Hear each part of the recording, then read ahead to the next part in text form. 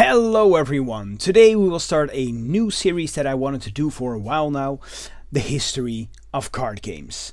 I did a few videos on the subject of these many years ago and I focused on the history of card games as a whole at that time.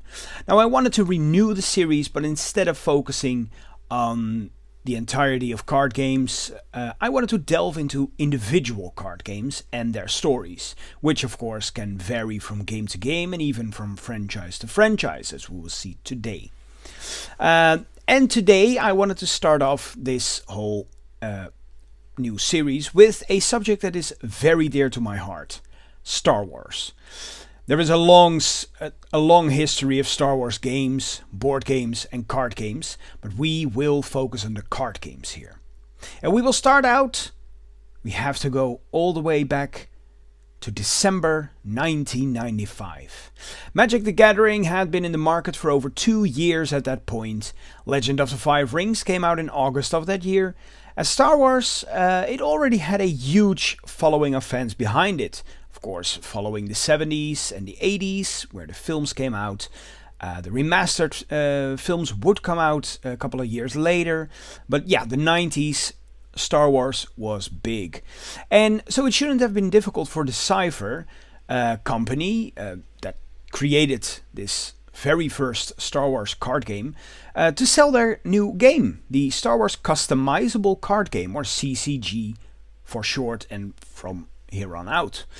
So the sets came out in chronological order, starting with Premiere, a set that was based on episode 4, A New Hope. The game would exclusively use screenshots from the movies and for the majority of the game's lifespan. The sets that followed were all in chronological order. And you have to remember that at the time of its inception, there were no prequels yet, because those came out in 1999. And I remember very well when Jabba's Palace came out in 1998, as well as the sets that followed, with Tatooine being the very first set to feature the prequels in 2001. It was only about the original trilogy, and a lot of the things that came out of this card game, it became canon as well, because this card game was considered to be canon. The things that you would read in flavor text, it was canon. And some of the characters actually got their first, name, so to say. I mean, of course we have seen them in the movies, but they were just background characters, and here they would have names and a background. And that was actually thanks to this card game for some of them. And I really like those little details back in the day as well. Now then, for the first few sets, the game differentiated between limited and unlimited prints. And this was done with black bordered cards for limited and white bordered cards for unlimited. The main reason was that Decipher wanted to reprint the older sets in 1998, so 3 years after the launch of Premiere, the first set. Because their initial print run had finished, and they needed new printings to be done. So this game, I have very good memories about it. It was an amazing game, but very clunky. The rules weren't clear to 12-year-old me. I wasn't really that good at English at the time, because I'm not English native speaking. So but when I was a little older, I learned the game and I found it to be very complex. Just like Legend of the Five Rings CCG at that time, or at some point in the future. And I thought the game was good. However, I love the planets and sites, space and ground battles, vehicle systems and all those other details. You really got a sense that you stepped into the Star Wars universe and had a little side story of your own. I was fascinated with Star Wars ever since I saw episode 4 at my friend's house in 1997 for that very first time. I wanted to read and learn everything there was to know about its lore. And I quickly discovered that this card game had so much lore in its flavor text. It I got to meet new characters, recognizing them on screen when I rewatched the movies over and over. I read the comics, read books. Even to this day, I still love Star Wars and absorb about everything there is the franchise has to offer. But the first card game still holds a very special place in my heart for igniting the spark of discovery. It was actually the very first card game that I got into because another friend of mine, he was so much into Star Wars. His whole room was filled with memorabilia, like action figures, replicas of lightsabers, etc., etc. And he would actually have these binders of cards just full of them. And he was like, "So you like Star Wars now? Okay, cool. Here's your very first card." And he gave me one of the cards. It's on screen right now. And I was enchanted by it. I was like, what is this? What magic lies in these cardboard slabs that can actually bring something to life for me? And it was around that time that... I didn't know Magic at the time. And Pokemon, it wasn't even a thing yet here in the West. But Star Wars, the card game, oh my goodness. I remember so well that the game was nearly unavailable where I lived, or it was very expensive at the comic shops that we have here in town. So I saved up my lunch money. I bought commons and uncommons for a few cents every day after school. And very quickly I got a huge collection of these cards. Only commons and uncommons, but hey, at least I had a starting collection. I actually went to the comic store sometimes to browse in the binders of rares. Maybe got a couple. I remember getting a Reflections pack and getting a Jabba the Hutt foil card out of there. It was amazing. Oh, and a lightsaber as well. Obi-Wan's? I think it was Obi-Wan's. Well, anyway, it was interesting to play. At the time, I don't know how it is these days because the game is still being run by a player committee. But at that time, there were no playsets at all. You could run, if you wanted, 20 Tusken Raiders. Who cared? I mean, which I actually did at some point because I liked Tusken Raiders and I thought it was kind of a meme deck at that point. So yeah, you also had to have 2 decks in a tournament setting, what I recall, both a light side and a dark side, because the one could not play against the other. Now also, again, I want to emphasize, I don't know how it is these days. I don't know how it is today, because I don't play the game anymore. I still have all my cards. I really wanted to play. I still want to play. I know there is an online environment, GEMP, or GEMP, actually, GEMP.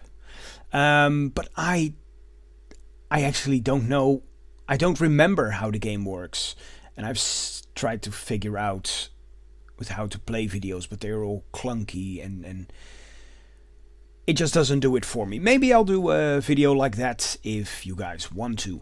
Maybe I'll do a how to play video of all of these card games that we will discuss. So, yeah. You had to bring your light side and dark side decks with you. I remember that because I went to Utrecht one time, played with a couple of guys, and I had 2 decks there. And it was basically if one player won the flip, he got to call light side or dark side, and you had to play the other deck. And that's how it was at that time. And in my opinion, it was actually quite neat. It really keeps the immersion in the game. So yeah, the game had a good run. It became the second best card game during its run, only surpassed by Magic, according to both Inquest and Scry magazines that covered card games back when the internet was still in its infancy and we relied mostly on magazines for our information and price lists. Now then, in 1999, that very same company, it released a new Star Wars card game. Yes, the other one was still going strong, and we had a second card game from Decipher, Young Jedi. And it was released in a time when Pokemon was the new rage, and Decipher wanted to get in on the action by releasing a simple Star Wars card game that could attract the younger audiences and have it as a gateway to get into the older Star Wars CCG that had now been yeah, alive and well, existed for 4 years. And I remember the game being on the shelves, but due to its simple nature, I did not buy any of those packs until many years later, when I got some booster boxes for like €5 a piece, because no one wanted them. So the game was centered around episode 1, and it would receive 7 releases during its lifespan, which isn't too bad actually. So in April of 2001, so 2 years later, Decipher created another, and its final, the third and final, card game for Star Wars, Jedi Knights. Now this is one also very interesting. Instead of taking the art from the game from screenshots, which the old CCG did and Young Jedi did, these were all 3D generated computer models, and there were foils in these packs. However, instead of being actual foil printed on a foil sheet, these just had a stamp where it said foil, which is strange.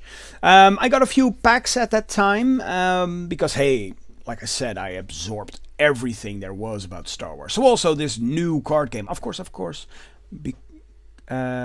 except for the Young Jedi card game, because I thought it was too simple. It was more like just art with nothing on there. I didn't even see text boxes, so I couldn't imagine how well it was. Anyway, these as well, these Jedi Knight card games, I only got a few boosters at the time, because they also have the same problem as the old card game. They weren't available anywhere in my area, and they never returned in stock. The game would have 3 sets in total, of which I personally only ever saw one, the first one, in stores. And the game itself was strange. It was reminiscent of the old CCG, but it lacked the finesse and beauty of it. The game was being promoted as a highly collectible card game, with so-called left and right variants. These were cards that varied slightly in position, so you could insert them in a stereoscopic viewer and have a sort of 3D view of the scene. And I thought at the time it was kind of a neat thing to have, although I've never seen one of these stereoscopic viewers at the time for this game. Like I said, it was hard to come by anyway. So in the late 2001s, after the third prequel set, Theed's Palace came out for the original card game, the Boonta Eve pod race for Young Jedi, and Masters of the Force for Jedi Knights, Decipher unfortunately lost their license for Star Wars The Wizards of the Coast, who was of course the company that produces Magic the Gathering, effectively ending all 3 Star Wars card games. Now then, the community, they got behind it, the player community, and they actually decided to keep the old CCG alive. And they are still releasing new virtual sets that you can use in tournament play. There is still a tournament scene, and sealed product is really hard to come by these days. At least here in the Netherlands it is. And yeah, it is still there. People are still playing it, and that's a very good thing. So we go into this new era, the Wizards of the Coast era, from 2001 to 2005. And we start off here with the Star Wars trading card game. They released it in April of 2002, a few months after Decipher lost the license for the franchise. Now this game, it was actually designed by Richard Garfield, from what I could find, Magic's creator, and was, as I remember, quite fun to play actually. I remember being invited to be a demo player for the release of the game in the Netherlands at the time, with some friends who had a passion for it as well. I personally lost track of the game after 2 sets, as again it wasn't that huge here. There was supply here, but it just wasn't so big here, and there were many other card games at the time. I mean, we're talking 2001 to 2005, we're talking about for Magic at least, Odyssey, Onslaught, Mirrodin, Kamigawa, Ravnica that period of time, and I was heavily into that those kind of sets. For Pokemon as well, Ruby and Sapphire came around. It was that period in time. So yeah, and I didn't really have a really well-paying job as well. If any, I was still at school, from what I remember. Was I working? No, I wasn't working. I was still at school. So I didn't really have the money to buy into another Star Wars card game, whereas the other three were already done. Were actually effectively cancelled, if you will. So yeah, I lost track of this game, and the problem with the Netherlands and card games is also that if people only tend to play what they know. Magic and Pokemon come to mind. Yu-Gi-Oh! As well, which came around this time. And a niche group of people that are willing to give another card game a try. Occasionally it meant that stores didn't want to invest in games for 3 or 4 people. This iteration of Star Wars card game, it went on for 3 years, and it was put on a definitive hold in 2005. And afterwards there was actually quite a gap in which we didn't get any card games for Star Wars. But then Fantasy Flight Games in 2012 up until the current day, they got the license for Star Wars to be made into a card game. So they created Star Wars, the card game. Yes, very innovative name. And it was actually a living card game. I mean, they already had some experience with card games. Not so much living card games, but card games as a whole. Because Fantasy Flight Games, they created Lord of the Rings. Those are a couple card games as well. We'll get into that in a future video. Call of Cthulhu and A Game of Thrones, which also had an interesting history. But yeah, they already had some games to their name. Now then, Star Wars would become an LCG. Actually from the release, of course, because you cannot just mix it up. Or can you? Well, anyway, it became an LCG. And an LCG is actually a living card game, which is, if you buy a pack, I have explained this on the channel many times before, if you buy a pack, you'll just get all of the cards that are in that pack. They're all fixed, and you get a play set of each card. So there isn't a booster thing anymore. There is just packs. Some call it chapter packs, some call it faction packs, some I don't know. And for Star Wars, this became the new norm. So this game would once emphasize the struggle of light versus dark. One player playing the light side and the other playing the dark side, each with their own respective deck and their own little rules that came with that. Like the dark side, you had to track the Death Star dial, and the light side, they didn't have to do that. So this game stuck to the original trilogy, exploring new shows at that time, such as Rebels, but never going beyond it in terms of chronology. So we wouldn't see the prequels. Of course, the sequels, they didn't go there either. No, just the original trilogy with Rebels as well. And some legend stuff, some comics. And the interesting thing about this game, it was actually the deck building. You would not construct your deck in a traditional way, but instead you would choose sets of fixed cards. So you could be playing some sets with cards that you rather did not want to see at all, but still had to play because they were in the set that you chose, and it was usually the mission or the scheme. Don't recall how it was called. You'll see it here on the screen. And with it came just a couple of cards that you had to put in your deck if you wanted to run that mission or scheme. So the set would run until 2018. when it was announced to end with the final release of their 6th cycle of sets. This would be one of the many games that Fantasy Flight Games ultimately cancelled, and I discovered this game too late, around 2016, when it is already too hard to obtain some older expansions, again here in the Netherlands. The problem with Fantasy Flight Games has always been supply, and it seems to be haunting Star Wars games except for the Wizards of the Coast one. Now then, I'm currently still looking to complete this game, but the supply that has been around has all dried up. The game's artwork was recycled for X-Wing, Armada, Legion, Imperial Assault and the RPG, among some other games.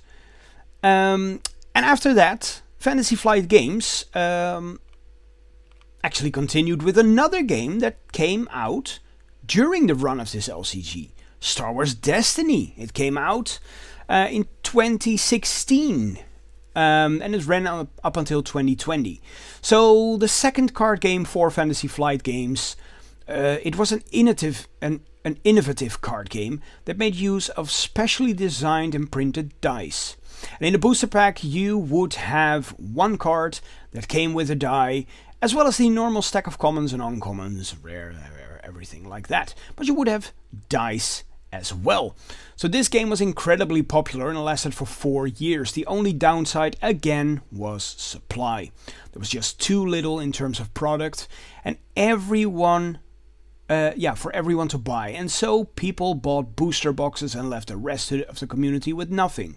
Ultimately, only having themselves as a community, or people were only allowed to buy 2 boosters at a time, resulting in no one being able to play competitively, because no one could get any cards.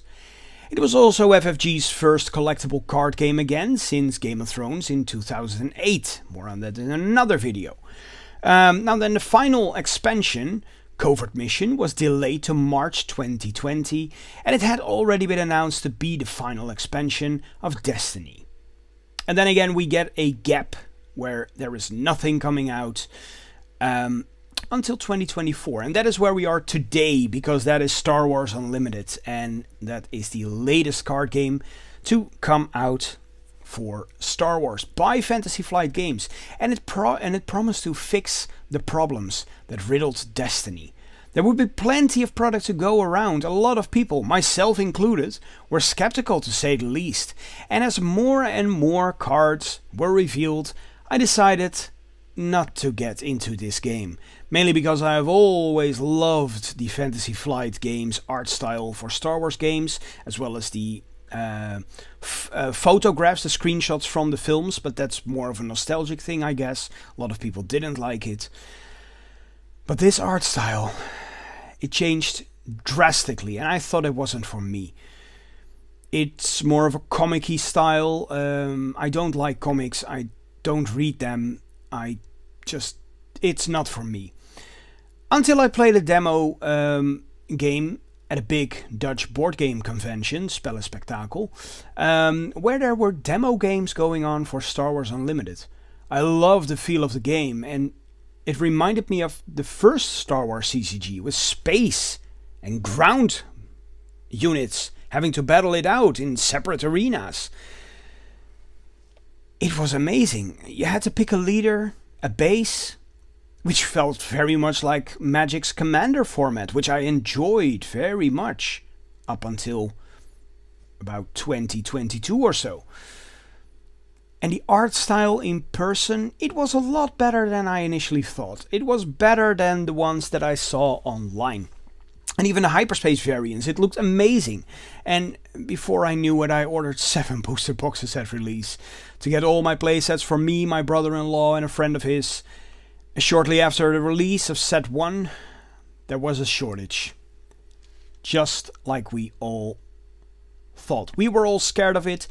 But there was a shortage. Some people said they warned us about Fantasy Flight Games, and that they always have a shortage and it would not be fixed. And, well, to their credit, Fantasy Flight Games came through this time and managed to fulfill reprints of the first set, as well as plenty of printings of set 2 straight at release, as well as set 3 just to keep it up, and it's still being available right now at a really nice price. The art style has improved as well, and the game is still interesting. I love this culmination of all Star Wars games, and I really hope we will have this game for a very long time going forward. And I really hope that it will be the last Star Wars card game, because it will last for such a long time. That is what I hope. So, I hope you all enjoyed this little history segment where I talked about, well, in this case, Star Wars card games. A little bit in general, a little bit about the history of the games itself, my own perspective about it, my own experiences with it. I would love to get some feedback from you guys for the next videos, where I will talk about another card game. And I wanted to tell you guys this video has been online now for a week at Patreon. The Patreons have been able to watch this, give me feedback already, and yeah, if you want to join it and you want to see the next video before time, you can.